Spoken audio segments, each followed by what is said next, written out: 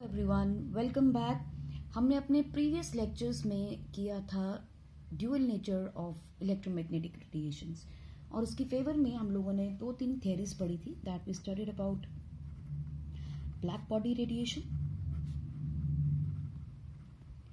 And about the photo electric effect, right. और इन दोनों को एक्सप्लेन करने वाले कौन थे हमारे पास? Max Planck. And the theory given by him was Max Planck theory. और एक और नाम से इसको जानते हैं which is called as Planck's quantum theory, right? जहां हमें एक रिलेशनशिप मिला था that energy is equal to that of h nu. What is this E? This stands for energy of one photon, correct, एक फोटोन का। और this is what energy of one photon, where H is the Planck's constant and the value for this is 6.626 into 10 raised to power minus 34 joules second.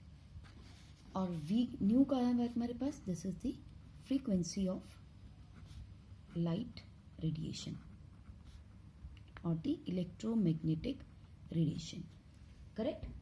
हमने ये भी देखा था that E can be given as H C upon lambda, where C is the velocity of light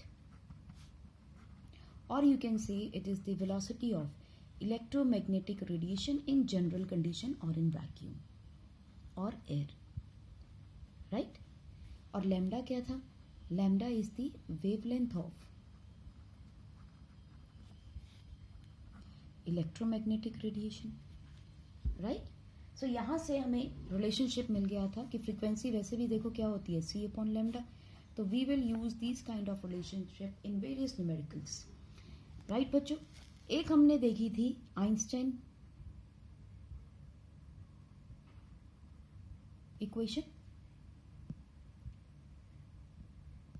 also called as Einstein's photo electric equation. और ये कहाँ से derive की गई थी? डिराइव की गई थी फोटो इलेक्ट्रिक इफेक्ट से। आपको याद होगा हमने एक मेटल सरफेस लिया जिसके ऊपर एक रेडिएशंस पड़ती हैं, इसकी अपनी एक मेटल सरफेस की एक अपनी एनर्जी है which is called as E naught given by H nu naught, also known as work function, and this is the threshold energy. यानी कि इस एनर्जी से ज्यादा एनर्जी देंगे तभी यहां से एक इलेक्ट्रॉन इजेक्ट हो पाएगा। और कितनी एनर्जी के साथ ये मूव करेगा? That is the kinetic energy given by MeVe का square, where Me and Be क्या है? This is the mass of electron and what is this? This is the velocity of electron, right. और ये है आपके पास E which is the h nu। So यहां से हमें रिलेशनशिप मिला that E, that energy falling on this surface is actually equal to the threshold energy plus the kinetic energy gained by the electron। यहां लिख लेते हैं gained by electron, correct। this is the threshold energy of metal surface, right। और E क्या थी? this is the light energy or the radiations falling on the surface, striking the surface, falling on the surface, on the surface, ठीक, on metal surface, जो भी light उसके ऊपर पड़ रही है, करेक्ट। सो ये थी हमारी मोटी मोटी सी हमारी एनर्जीज जो हम लोगों ने डिराइव की थी, करेक्ट। यहां से हमने इस एनर्जी की एक यूनिट भी निकाली थी। That energy unit is given as 1 electron volt which is E is for the charge on electron and what is this? This is the potential difference or the voltage, और उसकी unit क्या होती है हमें पता है, volt, right. This is the SI unit. So this is equal to 1 electron volt. Energy को हम इलेक्ट्रॉन वोल्ट से भी डिनोट कर सकते हैं और अगर मुझे बताना हो कि एक इलेक्ट्रॉन वोल्ट कितने जूल्स के बराबर है तो आप क्या कहोगे? एक इलेक्ट्रॉन के ऊपर चार्ज क्या है? This thing. And if the voltage is 1 volt, so this will be equal to 1.6 into 10 raised power minus 19 joules. ठीक. So एक electron volt is equal to 1.6 into 10 raised power minus 19 joules. ये relationship हम बहुत ज़्यादा use करेंगे अपने questions के अंदर, तो इसलिए थोड़ा ध्यान रखिएगा.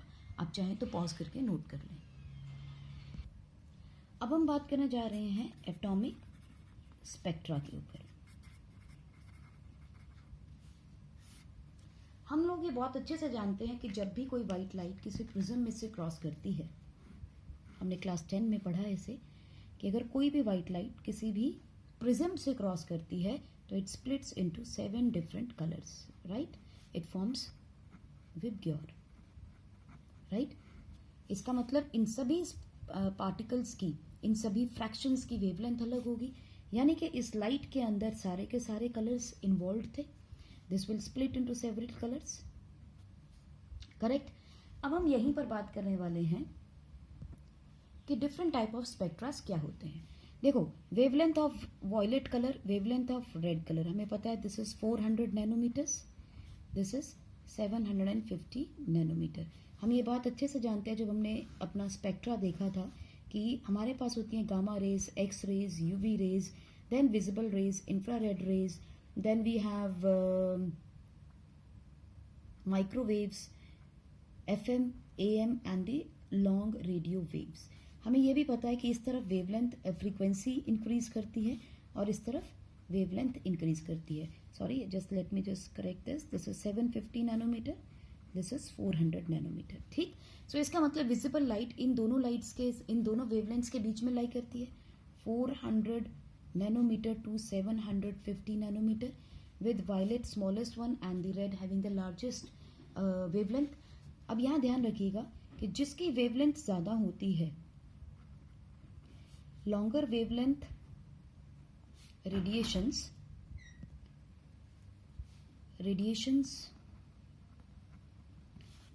Deviate least. ये हमें क्लास 10 से मालूम है. सो इसके डिटेल्स में मैं आई डोंट थिंक सो जाने की ज़रूरत है. Smaller wavelength radiations deviate more, and practically also we have seen where violet की वेवलेंथ कम होती है, ज़्यादा डिविएट कर रही है, रेड की वेवलेंथ ज़्यादा होती है, कम डिविएट कर रही है. अब जब ये वाइट लाइट प्रिज्म में से क्रॉस की तो आपको सातों कलर मिले.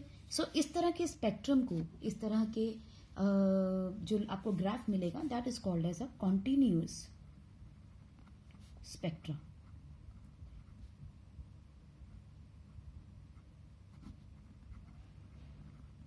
Y continuous spectra? क्योंकि वॉयलेट इंडिगो में ब्लेंड कर जाता है, इंडिगो ब्लू में, ब्लू ग्रीन में, ग्रीन येलो में, येलो ऑरेंज में और फिर रेड में. तो ये तो एक कॉन्टिन्यूअस स्पेक्ट्रा मिला आपको. लेकिन आपको ये भी पता है कि सिर्फ विजिबल रेज नहीं होती है इलेक्ट्रोमैग्नेटिक रेडिएशन में. Gamma rays, X ray, UV rays भी होती हैं जिनका वेवलेंथ कम होगा, और कुछ और भी होंगे जिनकी वेवलेंथ ज़्यादा होगी. जिनकी वेवलेंथ ज़्यादा होती है वो कम डेविएट करती हैं, जिनकी ज़्यादा होती है एनर्जी वो ज़्यादा डेविएट करती हैं. बट द पॉइंट इज, जब आपको सारे रंग एक साथ दिखाई दे उसे बोलते हैं कॉन्टिन्यूअस स्पेक्ट्रा. लेकिन कभी कभार क्या होगा कि कुछ आपको कलर्स दिखाई देंगे, कुछ नहीं दिखाई देंगे. जब आपको लेट अस से विबग्योर में, लेट अस से ये कलर मिस कर जाएगा, ठीक है, लेट अस से ब्लू कलर भी किसी कारण से मिस कर गया, तो आपको क्या मिलेगा? VIGOR. यहां पर आपको खाली जगह मिलेगी, ठीक है. और यू कैन से you will get black colour, क्योंकि जब कोई रे एब्जॉर्ब हो जाती है, पूरी कलर एब्जॉर्ब हो जाते हैं, इट एमिट्स ब्लैक कलर, तो ये ब्लैक कलर दिखाई देगा. इस तरह के स्पेक्ट्रा को हम क्या कहते हैं? This is called as the line spectra. Why line spectra? क्योंकि हमें कुछ बैंड्स दिखाई देंगे, कुछ कलर बैंड दिखाई देंगे, कुछ बिल्कुल ब्लैक दिखाई देंगे. और समटाइम्स ये कलर बैंड आपको दो तरह के दिखाई देंगे. We call this as emission spectra and absorption spectra. Correct. So अगर सारे दिखाई दे रहे हैं तो it is called as continuous. अगर उसमें से कुछ मिसिंग है तो it is called as line spectra. और लाइन स्पेक्ट्रा में हम पढ़ेंगे दो तरह के spectras, that is called as emission spectra and absorption spectra. आप पॉज करके इसको नोट कर लें। आइए देखें सबसे पहले हम लोग एमिशन स्पेक्ट्रा।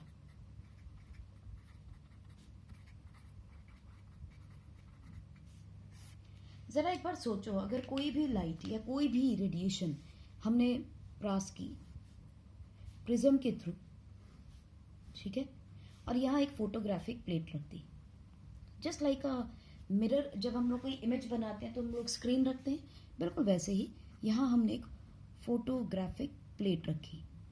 जैसे एक्सरे कराने जाओ तो आपको एक प्लेट रख देते हैं काली सी, उसके ऊपर फोटो खींच लेते हैं हम लोग, right. So it is just like that. So ये आपका प्रिज्म हो गया, ये आपकी एक लाइट आ गई। कोई लाइट है जिसका कुछ पर्टिकुलर वेवलेंथ है, वी आर टॉकिंग अबाउट, क्योंकि हम देखना चाहते हैं, so we are talking about only the visible spectra, ठीक है। यानी विबग्योर में से कोई भी एक लाइट की रेडिएशन आई जिसकी पर्टिकुलर वेवलेंथ थी, फॉलिंग बिटवीन 400 नैनोमीटर से 750 नैनोमीटर के बीच में। इसको हमने प्रिज्म से ऊपर से क्रॉस किया, ठीक। सोर्स से कोई आई, लाइट निकली और हमने उसको फोटोग्राफिक प्लेट पे रिसीव किया। अब जब हमने इसको लाइट को यहाँ रिसीव किया तो व्हाट इज हैपनिंग, ये लाइट गई और फिर बेंड हो गई, करेक्ट। यहाँ लाइट रिसीव हो जाएगी आपको। अब जरूरी तो नहीं कि इसके अंदर, अब क्योंकि ये लाइट है एक और हमने किसी ऐसी जगह से, चलो प्रिज्म से निकाला तो सारी मिल गई, आपको कैसा मिलेगा, विबग्योर पूरा कंटिन्यूस स्पेक्ट्रम मिल गया। सो एमिशन स्पेक्ट्रम में भी अगर आपको सारे के सारे कलर दिखाई दें, सो उसे हम क्या बोलते हैं, कॉन्टिन्यूस स्पेक्ट्रम, ठीक। अब इस कंटिन्यूस स्पेक्ट्रम की जगह जरा सोचो कि मैंने क्या किया, कोई गैस रख ली, लेट अस से एक सिलेंडर है मेरे पास, ठीक है, और यहाँ पर मैंने क्या किया, कोई गैस रखी है, ठीक, और इस गैस को मैंने हीट कर दिया, बोलो ठीक है। जब गैस को हीट करोगे तो कुछ पार्टिकल्स एनर्जी लेके हायर शेल में जाएंगे, ये रही मेरी एक गैस, और उसकी चलो हाइड्रोजन गैस ही ले लेते हैं, ठीक।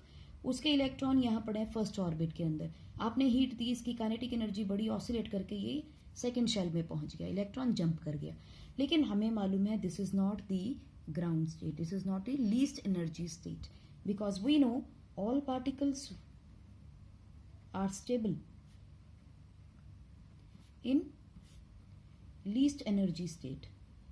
हर कोई कम से कम एनर्जी को स्पेंड करना चाहता है, करेक्ट। तो ये इलेक्ट्रॉन वापस आएगा, ठीक है।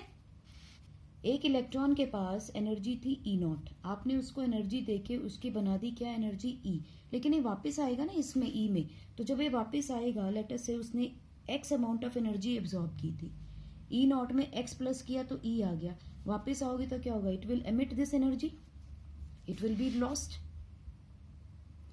अब ये जितनी भी एनर्जी रिलीज कर रहा है, it will match, it will match wavelength of some frequency और some radiation। किसी ना किसी रेडिएशन को तो मैच करेगा, एनर्जी है, वेवलेंथ तो होनी है, because we know E is equal to h C upon lambda, तो कोई ना कोई तो वेवलेंथ उसकी होगी। तो हमने क्या किया, अब ये जो एनर्जी थी इस गैस पार्टिकल से, हमने इसको प्रिज्म में से क्रॉस किया, करेक्ट। जब इसमें से प्रिज्म में से क्रॉस किया तो एक पर्टिकुलर वेवलेंथ की एनर्जी तो आ रही है मेरे पास, तो ये क्या होगा, ये एक ही लाइट को एमिट करेगा, बाकी सारा क्या होगा, डार्क लाइट्स, डार्क बैंड्स होंगे, और यहाँ आपको वो कलर दिखाई देगा, you will find that colour in the form of a line obviously. So इस तरह के फ्रीक्वेंसी को, इस तरह के स्पेक्ट्रा को हम क्या बोलते हैं, लाइन स्पेक्ट्रा। अब यहाँ पे हमने बात की सिर्फ एक पार्टिकल की, जरूरी तो नहीं कि वो सिर्फ इसी शेल में हो सकता है वो जंप करके हायर ऑर्बिटल्स में चला जाए, तो इसका मतलब वो यहाँ भी हो सकता है, वो उसके ऊपर भी जा सकता है, उसके ऊपर भी जा सकता है। तो जब वापस आएगा तो डिफरेंट एनर्जीज होंगी, डिफरेंट वेवलेंथ्स होंगी, डिफरेंट कलर्स मिलेंगे। सो हम इसको ऐसे भी देख सकते हैं, मान लो ये आपके पास एक प्रिज्म आ गया, लेट अस से you have NaCl, solid salt है, इसके अंदर आयन्स होंगे, पार्टिकल्स होंगे, इसको आपने हीट कर दिया तो कुछ लाइट ये एमिट करेगा, जो लाइट ये एमिट करेगा, हीट, मोमबत्ती जगाते हैं तो लाइट मिलती है ना, उस लाइट को प्रिज्म में से क्रॉस करोगे तो आपको कोई ना कोई स्पेक्ट्रम नजर आएगा, ठीक है। लेट अस से कुछ आपके कलर्स एमिट हुए, ठीक, ये कलर आपने किस पे ले लिए, फोटोग्राफिक प्लेट के ऊपर,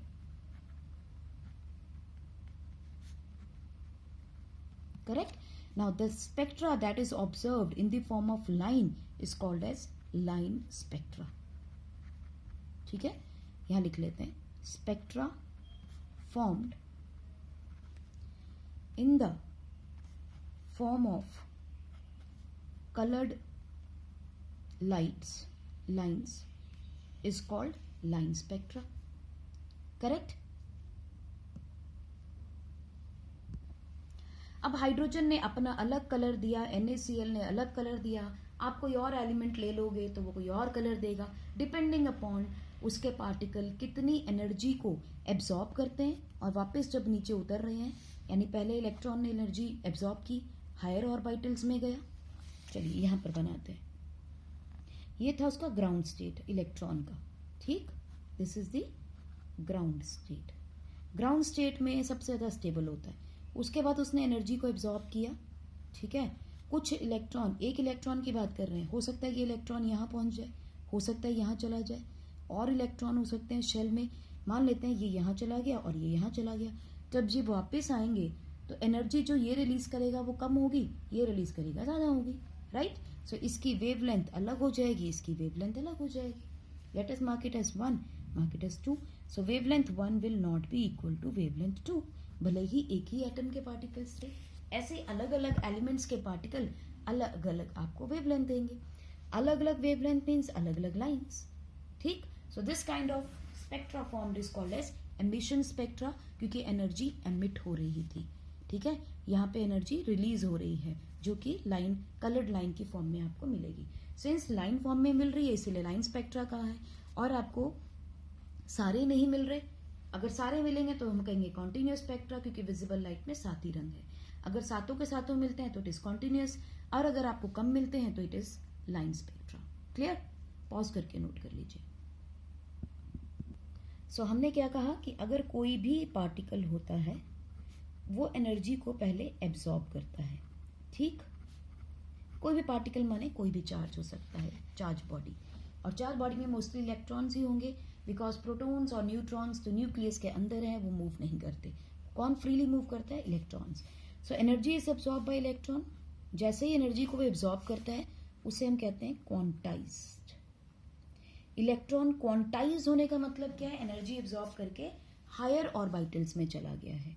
जब वो हायर ऑर्बिटल से वापस अपनी ग्राउंड स्टेट में आता है, then it emits the same energy that it absorbed while returning to its lower level. ठीक, और जो एनर्जी इसने एमिट की है that is taken up on the photographic film which forms the atomic spectra. Forms atomic spectra on photographic plate. Correct? Similarly हमारे पास क्या आएगा? Absorption spectra. Absorption spectra में हमें क्या मिलेंगे? Dark lines. Dark lines are observed on photographic plate. ठीक, PP चलेगा. Photographic plate. हुआ क्या? देखो, एक पर्टिकुलर वेवलेंथ की आपके पास लाइट आई, इसकी कुछ वेवलेंथ है, हमें नहीं पता क्या है बट कुछ है. ठीक है, हमने इस लाइट को एक छोटी सी ओपनिंग से क्रॉस करा दिया, कन्वर्ज करा के इसको हमने क्रॉस करा दिया. चलेगा? हमने क्या रखा? आगे एक सॉल्यूशन रख दिया, ठंडा है. ठीक है, कोई भी सॉल्यूशन रख लिया हमने, ठंडा हो या गर्म हो कोई फर्क नहीं पड़ता. एनर्जी ने जब जाना है तो इसको एनर्जी देनी है. ठीक है, ये सॉल्यूशन था. लेट अस से हमने सॉल्यूशन भी NaCl का ले लिया. पहले NaCl को हीट किया था, अभी हमने उसका सॉल्यूशन ले लिया. अब आपको पता है सॉल्यूशन के अंदर जब एनर्जी जाएगी तो क्या होगा? Electrolytic reduction. ठीक, डिकॉम्पोजिशन. ये NaCl को एनर्जी जो है वो तोड़ेगी Na+ में और Cl नेगेटिव आयन में, यानी एनर्जी एब्जॉर्ब हो जाएगी. बोलो हाँ या ना? ठीक है, तो जब इस सॉल्यूशन में से क्रॉस किया तो कुछ एनर्जी एब्जॉर्ब हो गई, बाकी किसने छोड़ दी. जो इसको चाहिए था इसने ले लिया, बाकी सब छोड़ दिया. और फिर हमने उसको प्रिज्म में से क्रॉस कराया. ठीक, जब हमने प्रिज्म में से क्रॉस कराया तो हमने देखा कि भाई कुछ लाइन तो आई मगर कुछ नहीं आई। जो नहीं आई वो कैसी बन गई, डार्क। जो आई वो कैसा बन गया, डार्क वाइट या coloured band. Let us say these are the darker ones, ठीक है। बाकी फिर डार्क, फिर डार्क। So these dark bands indicates energy of this wavelength absorbed by solution of NaCl। Correct.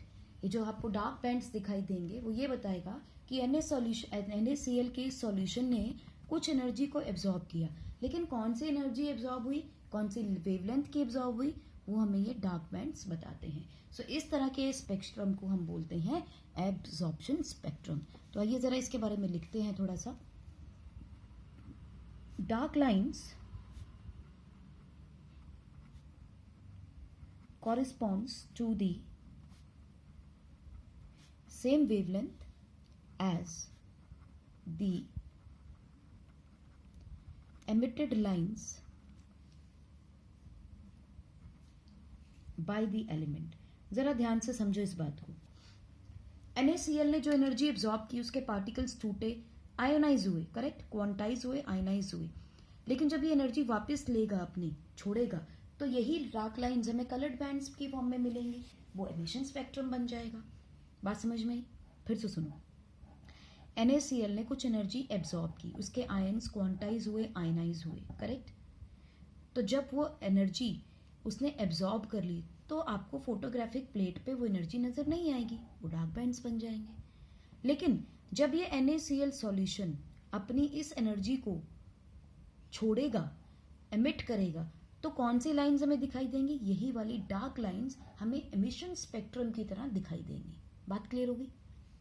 सो हम क्या कह रहे हैं, dark lines correspond to the same wavelength as the line emitted lines by the elements. कौन सी लाइंस हमें यहाँ दिखाई दे रही है डार्क कलर की, वो बता रही है कि कौन सी वेवलेंथ की एनर्जी उसने एब्जॉर्ब कर ली, ठीक है। For example NaCl absorbs the radiation of same wavelength that emitted on burning NaCl। बात समझो, जब NaCl को जलाया था हमने तो उसने जो एनर्जी दी हमें, ठीक है, जो कलर हमें दिया, अब चला इसको ऐसे समझो, जब NaCl को बर्न करते हैं तो वो येलो कलर दिखाता है, इज विजिबल, ठीक है, ऑन एमिशन स्पेक्ट्रम। ठीक, जब हमने इसको बर्न किया था, करेक्ट, जब, और ये एमिशन स्पेक्ट्रम में आ गया। लेकिन जब इस सोडियम आयन ने एब्जॉर्ब की, absorbs yellow colour means energy, क्या करेगा एब्जॉर्ब, एनर्जी। जब येलो कलर की एनर्जी को इसने एब्जॉर्ब कर दिया, then we see dark line instead of yellow band on absorption spectrum. जो गायब ही कर दिया वो दिखाई नहीं देगा, वो काला दिखाई देगा, जब दिखाई देगा तो अपना रंग दिखाएगा। क्लियर होगी बात? सो एब्जॉर्प्शन स्पेक्ट्रम में जो चीज काली दिखती है वो एमिशन स्पेक्ट्रम में कलर्ड दिखाई देती है, this in the form of a line spectrum. I hope this is clear now. Pause करके आप नोट कर लें। एब्जॉर्प्शन और एमिशन स्पेक्ट्रा जो है वो दोनों ही एक ही ब्रांच के अंदर हम स्टडी करते हैं, which is called as spectroscopy. So कई बार ये 1 मार्क में क्वेश्चन आ जाता है, what is spectroscopy? That is the study of emission or absorption spectras is called spectroscopy। अब जैसे मैंने आपको बोला कि डिफरेंट डिफरेंट एलिमेंट्स जो है डिफरेंट डिफरेंट कलर्स देते हैं, तो अगर हमें लाइट का पता ना हो कि ये कौन सी लाइट है या कौन सी वेवलेंथ की है, तो हम क्या करेंगे, हम उसका प्रिज्म के थ्रू एक स्पेक्ट्रा बना के देख लें उस लाइट का, तो हमें पता चल जाएगा कि कौन से कलर की एब्जॉर्ब हो रही है या एमिट हो रही है. Accordingly we can identify the frequency, wavelength of the light, and we can also identify the element जो इस तरह की एनर्जी को एब्जॉर्ब कर सकता है. सो इसीलिए बड़ा काम आता है ये हमें इन केमिस्ट्री, द स्पेक्ट्रम. सो हम यहाँ सिंपल सी बात लिख लेते हैं, characteristics of lines in atomic spectra is used to identify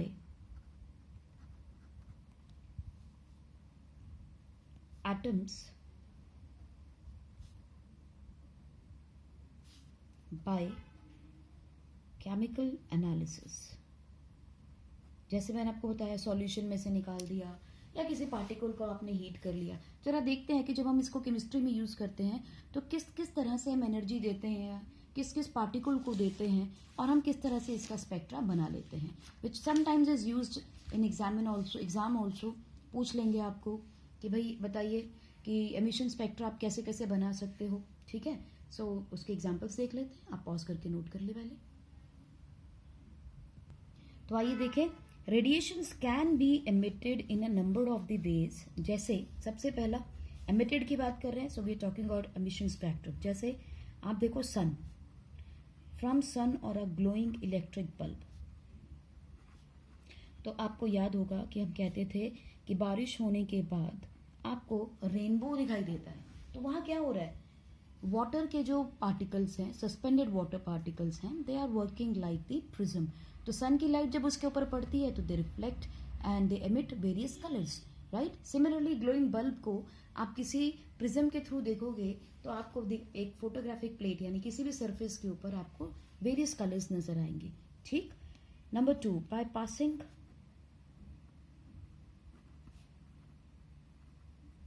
electric discharge, यानी ग्लास ट्यूब याद आ गई जो आपने कैथोड रेज एनोड रेज किए हैं, through a gas at low pressure and high voltage. ध्यान रखिएगा, आप हाई वोल्टेज के ऊपर, लो प्रेशर के ऊपर जब गैस पास करते हैं तो लाइट एमिट होगी, क्योंकि इलेक्ट्रॉन्स एनर्जी को गेन करेंगे और फिर एमिट कर देंगे. बाय हीटिंग ए सब्सटेंस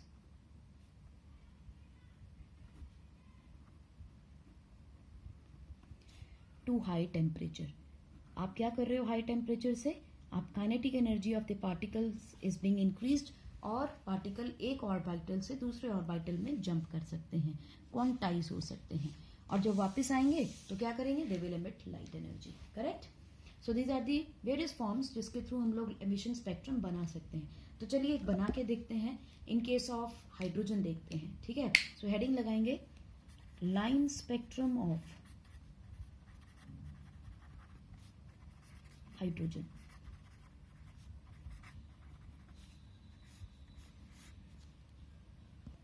तो आइए जरा, हम एक गैस को यूज करने जा रहे हैं, हाइड्रोजन गैस को, तो definitely we will need a discharge tube.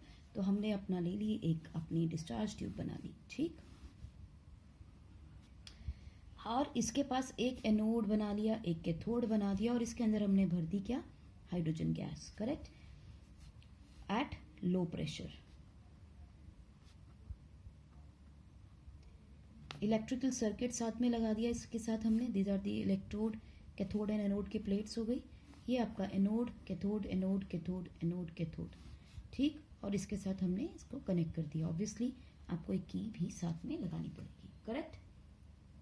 अब जब आपने ये लगाया तो हमने क्या किया, यहाँ से एक परफोरेशन क्रिएट किया ताकि इसको हम लोग प्रिज्म के थ्रू क्रॉस कर सके. ठीक. यहाँ से हमने एक परफोरेशन लिया और ये लाइट हमने पास की कहाँ, एक प्रिज्म के थ्रू.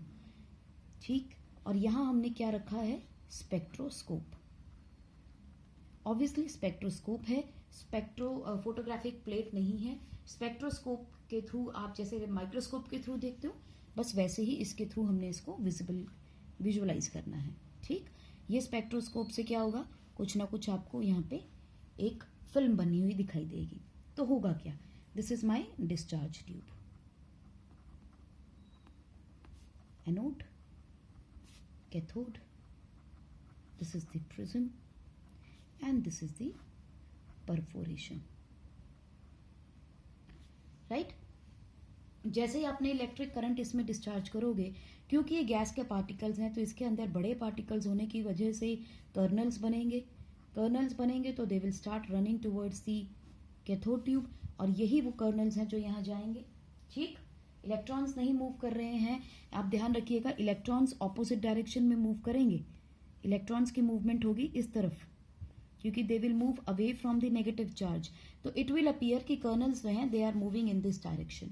ठीक, तो ये जब रेज यहाँ से लाइट जब इसके अंदर से आपने पास किया, हाइड्रोजन गैस की वजह से जो पार्टिकल्स निकले हैं उन्होंने कोई एनर्जी रिलीज की, वो एनर्जी जो है जब इस प्रिज्म से टकराएगी तो एक लाइन स्पेक्ट्रम हमें देगी, और एक कौन सा स्पेक्ट्रम बनेगा, that is going to be the emission spectrum. क्यों एमिशन स्पेक्ट्रम होगा,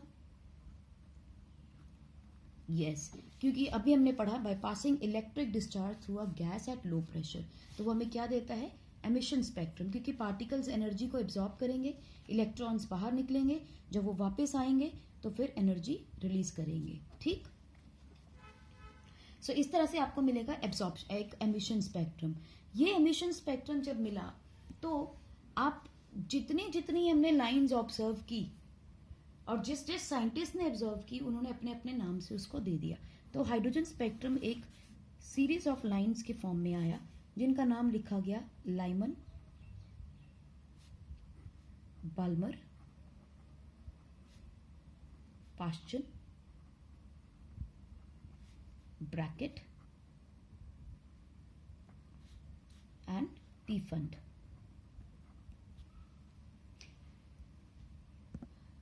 राइट, ये सारे के सारे according to the name of the scientist थे, तो हम यहां लिख लेते हैं according to the name of scientist.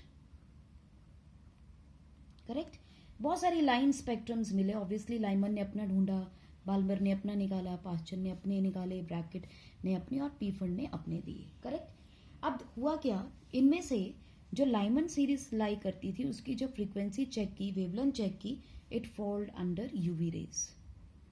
ठीक, Balmer it actually was under visible spectrum. तो ये क्वेश्चन कई बार आता है, विजिबल रेज, ये अक्सर पूछा जाता है कि इन पूरे हाइड्रोजन के एमिशन स्पेक्ट्रम में से कौन सी सीरीज विजिबल लाइट में फॉल करती है, इट इज ओनली बाल्मर। तो आपको ये पॉइंट याद रखना है बाल्मर का। ठीक है, और बाकी की तीनों किसमें थी, इंफ्रारेड में। तो जरा याद करो, वेवलेंथ इंक्रीज कर रही है यहाँ पर, यूवी रेज से ज्यादा वेवलेंथ विजिबल लाइट की, विजिबल से ज्यादा वेवलेंथ इंफ्रारेड की, और फ्रीक्वेंसी ऑपोजिट हो जाएगी। अब यहाँ पे हाइड्रोजन को देखते हुए हमारे दिमाग में ये आता है, भाई हाइड्रोजन के पास तो एक ही इलेक्ट्रॉन होता है, अगर वो एक इलेक्ट्रॉन को लूज करता है तो इतने सारे लाइंस कैसे आ सकती है, उसका तो ऑर्बिटल भी कम होता है।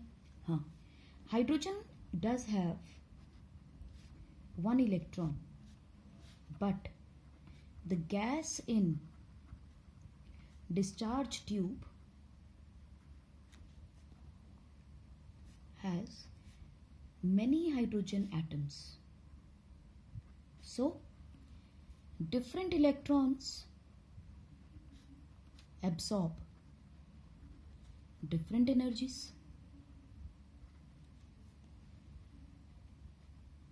and while returning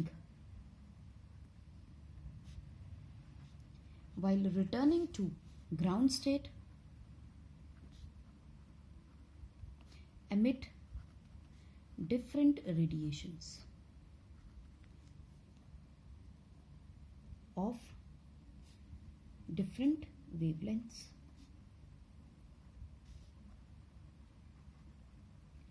So we observe this emission spectrum. Correct? इसको देखते हुए, इस सारे लाइन स्पेक्ट्रम को स्टडी करने के बाद बाल्मर ने कहा that if spectrum lines are expressed in terms of wave number which we know is equal to 1 upon lambda. ठीक है, अगर उसे वेव नंबर की फॉर्म में बताया जाए then the visible lines of hydrogen spectrum obeys wave number is equal to 109,677 1 upon 2 का square minus 1 upon n का स्क्वायर सेंटीमीटर इनवर्स, क्योंकि वेव नंबर का SI यूनिट है. करेक्ट. ये उन्होंने कहा कि इससे बनता है, लेकिन हमें ये नहीं समझ में आया कि ये एक्सप्रेशन आया कहाँ से, है ना. तो आओ जरा इस एक्सप्रेशन के बारे में कुछ समझते हैं. पॉज करके आप इतना नोट कर लें. और इस फॉर्मूले को जस्टिफाई जो करती थी उसे कहा गया बाल्मर सीरीज. तो हर साइंटिस्ट ने अपनी अपनी एक सीरीज दे दी. बाल्मर को जो फॉलो करती है वो बाल्मर सीरीज, जो लाइमन को फॉर्मर करेगी लाइमन सीरीज, जो पास्चर ने ढूंढी उसको फॉलो करेगी Paschen series. So these are the various series found in the hydrogen spectrum. Although हमें most of the time Balmer series के बारे में ही समझना है, राइट. एक्चुअली एक साइंटिस्ट थे, और अदर वी शुड से स्पेक्ट्रोस्कोपिस्ट. उन्होंने क्या, उनका नाम था Rydberg. Rydberg gave a formula by his name, Rydberg formula, which gave an equation to calculate wavelength of these lines. जितनी भी लाइंस थी उन सब की वेवलेंथ को बताने के लिए उन्होंने एक फॉर्मूला दिया, राइट. और ये इक्वेशन क्या बनाई थी उन्होंने. He said wave number is equal to R 1 upon n 1 का स्क्वायर माइनस 1 अपॉन n 2 का स्क्वायर इंटू z की power 2, where z stands for the atomic number.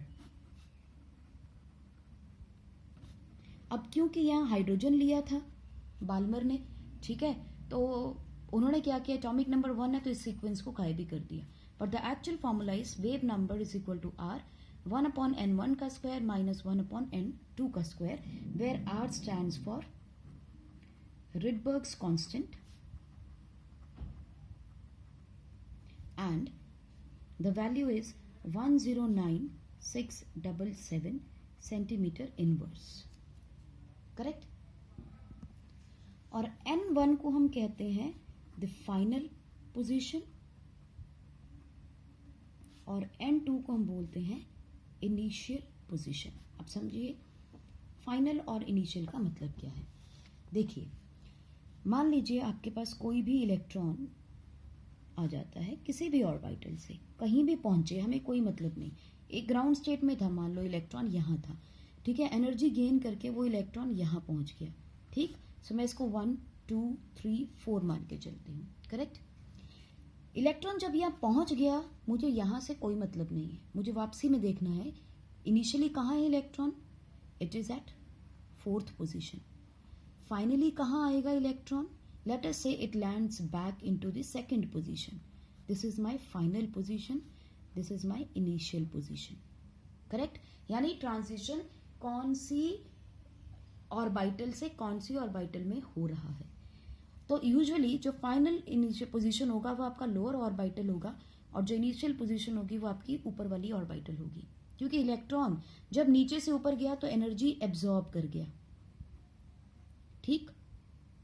यहां एनर्जी एब्जॉर्ब हुई, लेकिन जब वापस आया तो एनर्जी एमिट किया उसने. और ये जो स्पेक्ट्रम हाइड्रोजन का बनाया गया था that was by using emission spectrum. इसीलिए ये फाइनल पोजीशन, ये initial position. It is just like जैसे हम ग्रेविटी में करते हैं ना, कि एक स्टोन था उसको ऊपर फेंका हमने, it reaches the final height, maximum height. अब बताइए नीचे आते हुए इसका वेलोसिटी क्या होगा. तो हम क्या कहते हैं, u इज इक्वल टू 0, क्योंकि अब हम इस जर्नी की बात कर रहे हैं, डाउनवर्ड जर्नी की. We are not talking about the upward journey. So downward journey के लिए u is equal to 0, this is my initial position, this is going to be my final position, final velocity. यहाँ के लिए क्या था, ये थी इनिशियल वेलोसिटी, ये थी final velocity at the maximum height which is also 0. सो हमें इस पोजीशन से मतलब है जिस पोजीशन पे वो गया था एनर्जी लेकर. जब वापस आएगा तो यहाँ से यहाँ आएगा. सो वी विल टेक किस ऑर्बिटल में वो लैंड कर रहा है, that is my final position n1, और कहाँ से आ रहा है, that is going to be my n2. Clear होगी बात. चलो एग्जाम्पल देखते हैं. हम देखते हैं बाल्मर ने क्या किया. हम बाल्मर सीरीज को चेक करते हैं. इन बाल्मर सीरीज जो भी इलेक्ट्रॉन है वो कहाँ लाई करेगा. अच्छा चलो इसको देखते हैं पहले. Lyman, Balmer, Paschen, Brackett and Pfund. Right.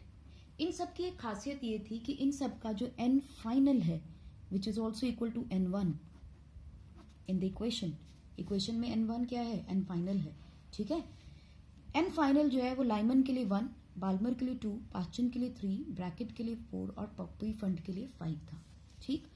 n initial या जिसे हम n2 भी कह रहे हैं, it can be any means at least 1 plus. यानी लाइमन के लिए वो 2 भी हो सकता है, एनीथिंग अबव 2, इसके लिए एनीथिंग अबव 3, इसके लिए एनीथिंग अबव 4, 4 के लिए एनीथिंग अबव 5 एंड 6 अबव 5. सो यानी कि n2 की वैल्यू जो है वो कम से कम 1 ऊपर होनी चाहिए. So you can say that n2 should be equal to n1 plus 1 at least minimum. Correct. बात समझ में आ गई. सो देखिए अब लाइमन सीरीज में इस फॉर्मूले को अप्लाई करते हैं. We have wave number that is equal to Rydberg constant 1 upon n1 को छोड़ ही दो आप, फाइनल लिख लो, n फाइनल का स्क्वायर अपॉन n इनिशियल का स्क्वायर. करेक्ट. इनटू z का square.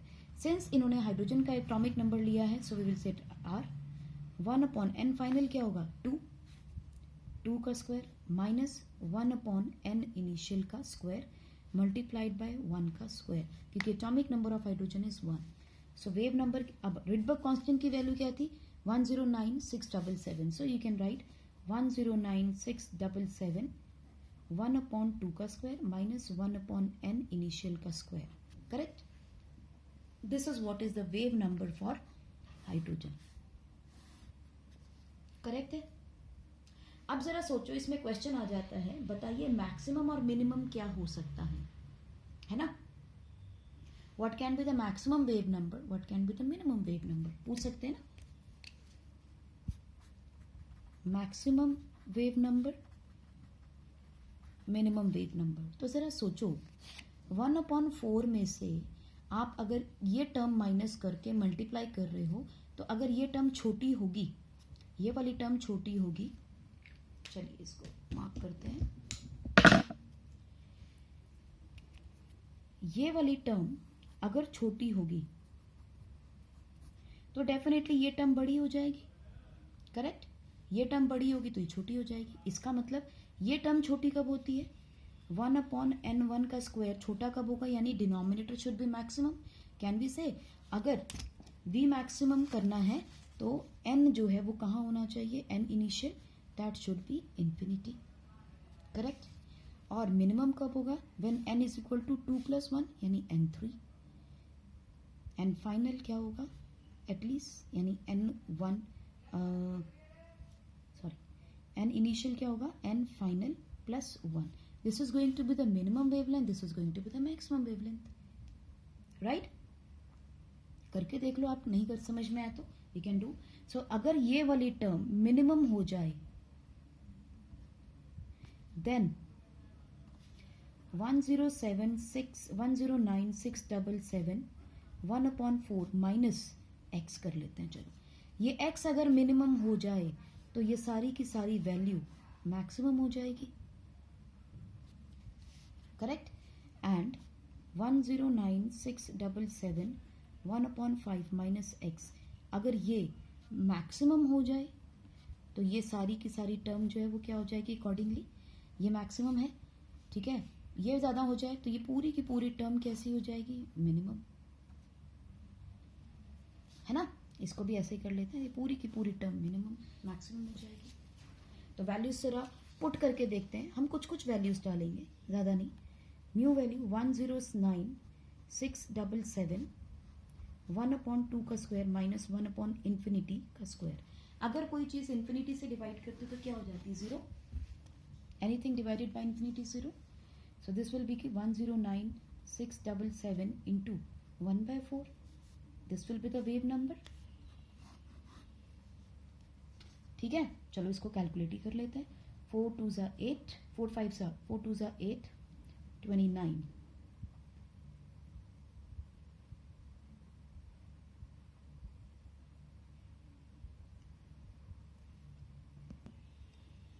Four 7s are 28, 4 4s are 16, 4 1s are 4 37, 4 9s are 36 decimal.